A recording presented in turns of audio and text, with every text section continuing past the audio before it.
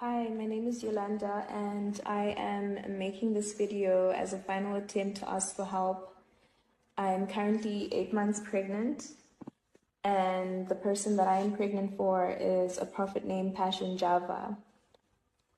I met Passion early last year and one thing led to another. We ended up being in a full-blown relationship.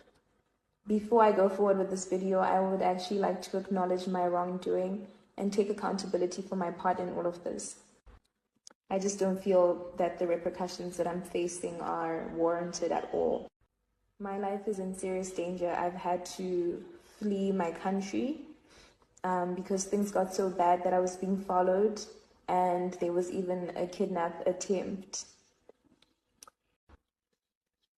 His main objective is to kill our baby. Even at this late